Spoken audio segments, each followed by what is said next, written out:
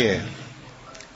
ایک مرتبہ لاہور کا ایک نوجوان میرے پاس آیا، اب اس کی شادی 1-2 مہینے پہلے ہوئی تھی، اور شادی کے چند ہی دنوں بعد یہ سلسلے میں داخل ہو گیا، بیعت ہو گیا۔ اب اس نے چہرے پہ داڑھی بھی سجا لی، نمازیں بھی پڑھنی شروع کر دیں، تو نیکی پہ آ گیا۔ اللہ کی شان کے ایک دن میرے پاس آیا، غصے میں تھا۔ میں نے پوچھا خیریت ہے؟ کہنے لگا بس حضرت کیا بتاؤں، یہ جو میری بیوی ہے نا، اس نے بس مجھے بہت ستایا ہوا ہے۔ میں نے پوچھا کیا ہوا؟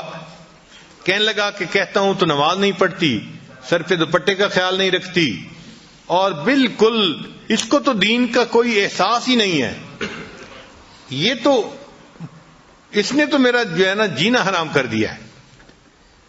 خیر خوب اس نے غصے میں چند باتیں کہیں، تو جب اس نے غصے میں باتیں کر لیں تو پھر میں نے اس سے پوچھا کہ اچھا یہ بتاؤ کہ جب شادی ہوئی تھی اس وقت آپ دیندار اسی طرح تھے جیسے آج ہیں، یا آپ بھی اسی طرح کے تھے؟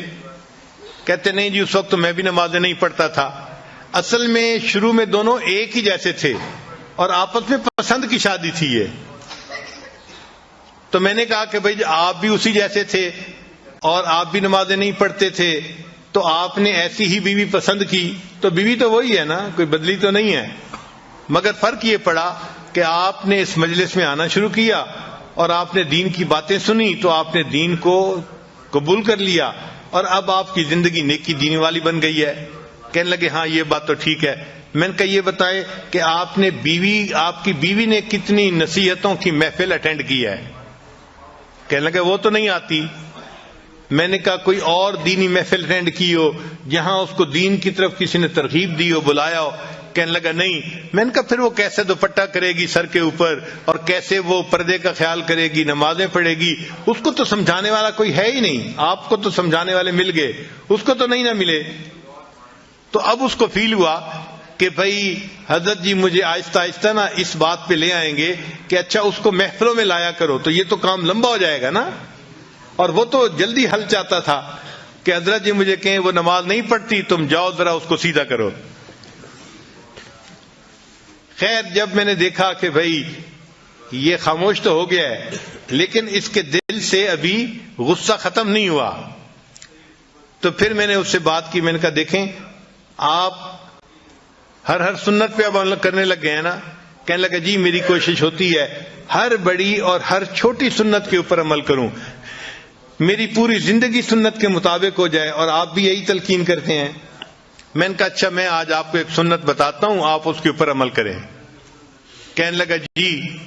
میں نے کہا آپ واپس جاتے ہوئے کسی دکان سے مٹھائی کا ڈبہ ساتھ لے جائیں، اور جب گھر جائیں تو دسترخوان پہ جب ڈبہ رکھا جائے تو اس میں سے مٹھائی کا ایک پیس اٹھا کے اپنی بیوی کے منہ میں ڈالنا۔ جب میں نے کہا تو مجھ سے پوچھتا جی؟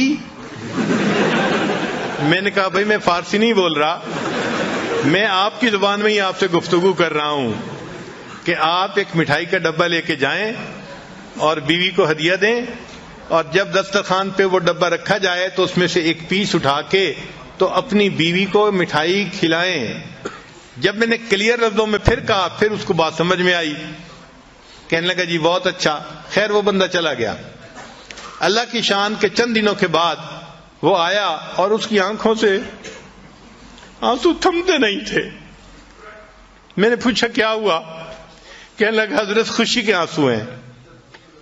میں نے پوچھا کس خوشی کے؟ کہنے لگا کہ میں جاتے ہوئے مٹھائی کا ڈبہ لے کے گیا اور گھر والوں نے پوچھا، بیوی نے کہ یہ کیا لائے؟ تو میں نے کہا میں آپ کے لیے گفٹ لے کے آیا ہوں۔ تو بڑی حیران ہوئی، اچھا آپ میرے لیے گفٹ لے کے آئے ہیں؟ میں نے کہا ہاں۔ تھوڑی دیر کے بعد پھر کھانے کا وقت آیا تو کھانے کے دسترخوان پر کھانا لگ گیا اور وہ مٹھائی کا ڈبہ بھی وہیں تھا۔ کہنے لگے میں نے آپ کی جو ہے وہ نصیحت کے مطابق مٹھائی کا ایک پیس اٹھایا اور ایک گلاب جامن میں نے اپنی بیوی کے طرف کیا، تو وہ میری طرف دیکھنے لگی کہ کیا مطلب ہے؟ میں نے کہا کہ یہ میں تمہیں خود اپنے ہاتھوں سے کھلانا چاہتا ہوں۔ کہنے لگے وہ حیران۔ خیر اس نے وہ گلاب جامن تو کھا لیا، پھر اس کے بعد تھوڑی دیر وہ سر جھکا کے بیٹھی رہی، کچھ سوچتی رہی۔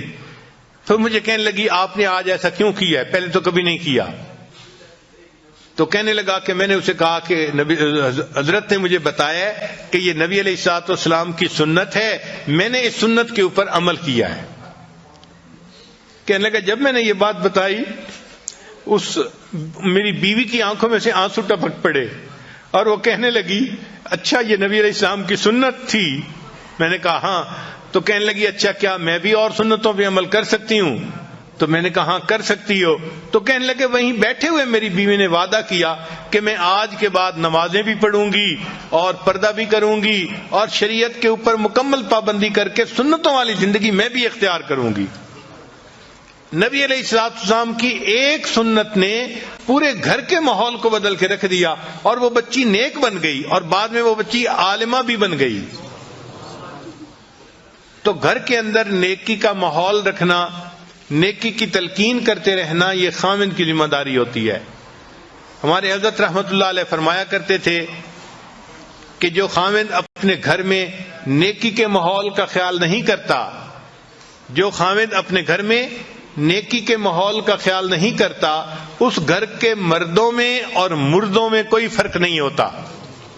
یہ ہمارے حضرت مرشد عالم رحمۃ اللہ فرماتے تھے کہ جو مرد اپنے گھر میں گھر والوں کو نیکی کی تلقین نہیں کرتا، اس گھر کے مردوں میں اور اس گھر کے مردوں میں کوئی فرق نہیں ہوتا۔